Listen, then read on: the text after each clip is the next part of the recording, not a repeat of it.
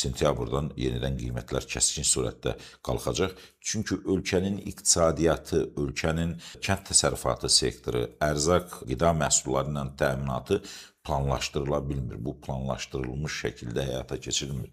Ölkə iqtisadiyyatında bu istiqamətdə böyük dağınıqlıq və pərakəndəlik var və bu da hər gün, hər il, hər ay özünü göstərir. Nə də göstərir? Qiymət artımında göstərir. Dövlət də enerji daşıyıcılarının qiymətlərini artırmaqla məhsulların qiymətlərinin artmasına rəvac verir. Əvvəla dövlət, xüsusilə Nazirlər Kabineti oturub bir çıxarış etməlidir. Limit tətbiq edərkən qaza və işığa qiymətləri bu şəkildə qaldıraraq dövlət büdcəsinə nə qədər vəsait daxil olur? Və dövlət büdcəsinə daxil olan bu vəsaiti əhalidən almaqdansa digər yerdən hardan kompensasiya etmək olar? 2-3 yerdən kompensasiya etmək mümkündür. 1.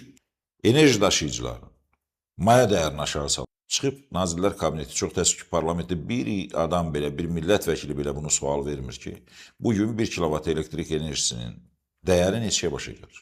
Neçəyə başa gəlir və siz neçəyə satırsınız? Su onun kimi, qaz onun kimi. Neçəyə başa gəlir? Bunu deməlisiniz. Bunu deyəndən sonra artıq, biləndən sonra, bu limit tətbiq etdiyiniz limiti aşandan sonra büdcəyə əhali, şəxslər, fərdi şəxslər, abonentlər nə qədər pul ödəyirlər? Dövlət büdcəsi bundan nə qədər qazanır? Dövlət büdcəsi bundan nə qədər qazanıb ki, siz bunu mütləq qaldırmağa ehtiyac duyursunuz. Bunun ikinci yolu isə hüquqi şəxslər üzərində bu enerji daşıyıcılarından istifadənin qiymətini fərqli şəkildə tənzimləmək və əhali bundan əziyyət çəkməsin deyə əhalinin yükünü də fiziki şəxslərə deyil, hüquqi şəxslərin üzərinə qoymaq. O cümlədən dövlət orqanlarının üzərinə qoymaq. Bunlar ən optimal yollarıdır. Dövlət birinci növbədə bunu etməlidir. Kommunallar azaldılmalıdır və əhali bu kommunal ödənişlərdən əziyyət çəkməməlidir. Birinci tərəfi budur. İkinci tərəfi, səhiyyə sistemində nəhayət bir qayda qanun yaradılmalıdır. Səhiyyə sistemi olduqca pərakəndə, dağınıq. Təbib də var, Səhiyyə Nazirliyi də var.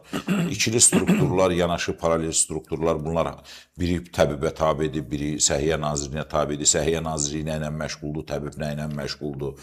Bunları cəmləşdirmək lazımdır. Dünya bu cür pərakəndə idarə etmə formasından daha çox mərkəzləşdirilmiş idarə etmə formasına keçir və əgər ölkədə tibbi sığorta varsa, tibbi sığorta vahid sığorta sisteminə təyin olunmalıdır. Bir yerə gedirsən xəstəxanaya, bu sığortaya düşür, bu düşmür.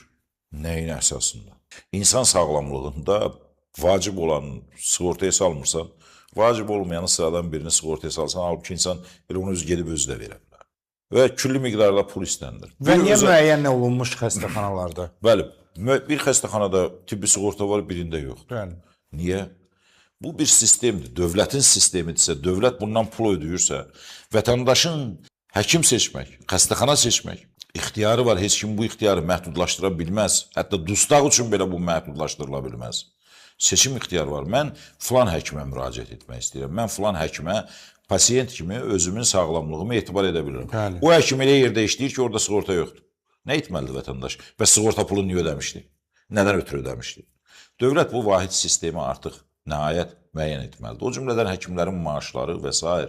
O sığortadan gələn pulun bir hissəsi, əhəmiyyətli bir hissəsi artıq həkimlərə verilməlidir. Həkimlər dünyanın ən yaxşı yaşayan insanlarından biridir. Sistemlər dəyişməlidir. Artıq Azərbaycanda bu idarə etmə sistemi ilə, səhiyyəndə, təhsilində bu idarə etmə sistemi ilə bir yerə gedib çıxmaq mümkün deyil.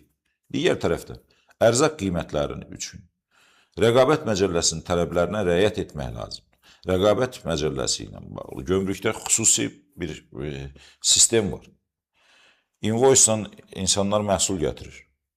Invoice-də yazılır ki, zavodla bağlıdır, müqavilə var, invoice-də yazılıb ki, bu məhsulun, məsəl üçün, 1 tonunu $100 aldı. Bizim gömrük komitəsi deyir ki, yox, bu $100 deyil, bazarda bu qiymətə satırsınız, bu qiymətdən də siz gömrük ödəməlisiniz. Ay hörmətli gömrük komitəsi. Bazarda satandan o invoice-la olan bazar münasibətləri ilə. O fərqi vergi ödəyir adam. Vətəndaş vergi ödəyir. Sənə nə dəxli var bazarda neçəyə satılır? Bunun invoice dəyəri var. Invoice dəyəri nədirsə, gömrük rüsumu əlavə dəyər vericisi ondan Sən ödənilməlidir. sənət təqdim edirlər ki, bunun mən qiyməti Bunun budur. qiyməti budur. Sən deyirsən ki, yox, bunun bazar qiyməti budur. Bazar qiymətindən sənə nə? Bazarda satılan şeyə görə şirkət, fiziki şəxs, vergi ödəyicisi olan hər bir adam vergi ödəyir ondan ötürü. Sənə nə dəxli var, sən ona uyğun qiymət müəyyənləyirsən. Qiymətlər bu şəkildə şişirilir. O orada biraz özünə müvafiq qiymət müəyyən edir ki, dövlət qarşısında üzaq olsun ki, gömrükdən bu qədər pul daxil oldu. Dəfələrlə qeyd etmişəm. Əgər bir ölkədə idxaldan gömrük rüsumunun miqdarı hər artırsa, demək ölkə fəlakətə gedir. Niyə? Demək ölkədə bir şey yoxdur, hər şey qıraqdan gətirilir. Elədir də. Və bu faciədir. Təsəvvürən Və statistik gömrük komitə, üzr istəyirəm, gömrük komitəsi bundan öyünməməlidir ki, biz planı 102% yerinə yetirdik. Demək ki, hətta proqnozlaşdırılandan artıq məhsul gətirilib. Niyə? Bəli. Çünki bazarda qıtlıq olub. Ona görə də gətirib. Hər gün dövlət büdcəsindən 300 minə qədər insan ərzaq təminatı üçün büdcədən pul ayrılır. Hər gün. Bəli. Bunun elə 126 mini ordudur, sərhəd xidmətidir, Fövqəladə Hallar Nazirliyidir, xəstəxanalardır, qocalar evidir, yetimlər evidir, uşaq bağçalarıdır və s. və s. 300 minə qədər insan dövlət büdcəsindən ərzaq təminatı üçün pul ayrılır hər gün ona. Bu 300 min adamın menyusunda hər şey var. Məsələn, əskərin menyusunda quru meyvədən tutmuş, yağdan tutmuş yumurtaya qədər hər şey var. Əti də var, balığı da var. Məsələn, bir əskər gün ərzində 250 qram ət, 120 qram balıq yeyir. Siz bu 300 min adamın ərzaq təminatı üçün Azərbaycanda nəhayət ki, yerli şirkətlərə sifariş verməlisiniz. Bunlar yerli şirkətlərdən alınmalıdır nəhayət. Bunların çoxu xaricdən gətirilən məhsullardır. İstehsal qiymətləri də Azərbaycanda günü-gündən artır. Niyə? Qiymətlər artdıqca işçinin tələbatı çox olur. İşçi tələbatı çox olduqca, təbii ki, maaşlar artırmağa məcbur olduqca ki, işləmir, onda artıq qiymətləri də qaldırmağa məcbur olurlar. Biz ona görə xarici bazardan asılı vəziyyətdəyik. Çünki biz iqtisadiyyatı planlaşdıra bilmirik. Dövlətin vəzifəsi iqtisadiyyatın planlaşdırılmasıdır, hətta kapitalizm cəmiyyətində belə. Mən dəfələrlə demişəm, bugün bir də deyim. 1 milyon, keçən il 1 milyon hektar dəmiyə üsulu ilə taxıl əkmişsiniz. Və ona subsidiya vermişsiniz 240 manatdan, 220 manatdan, 200 manatdan və yaxud. Məhsuldarlıq nə qədər olur? 6 sentner məhsuldarlığa görə 200 manat niyə ödəyirsiniz? O 200 manatı. Siz çağırın o şirkətə, deyin ki, sizin əkdiyiniz yerdə rentabellik yoxdur. Və mən buna görə sizə subsidiya verməyəcəm.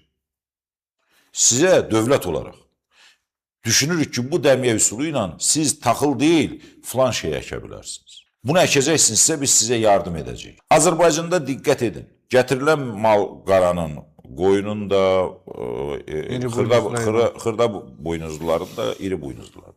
60%-i əgər o təsərrüfat üçün gətirilirsə, damazlıq üçün gətirilirsə, 60%-ini dövlət ödəyir. Yenə də qıtlıqdır. Yenə də ətin qiyməti 25 manatdan, qoyun ətinin az qala 17-16 manatdan mal ətinin qiyməti düşmür. Niyə? Çünki planlaşdırma yoxdur, düzgün planlaşdırma yoxdur. Bunların hamısını artıq dövlət korporasiya şəklində düşünməlidir, necə idarə edəcək və s. Ona görə bizim vəziyyətimizin gələcək aylarda sosial vəziyyətin düzələcəyi ilə bağlı hökumət ciddi addımlar atmasa çox böyük problemlər olacaq. Əhalinin vəziyyəti yaxşı olmayacaq.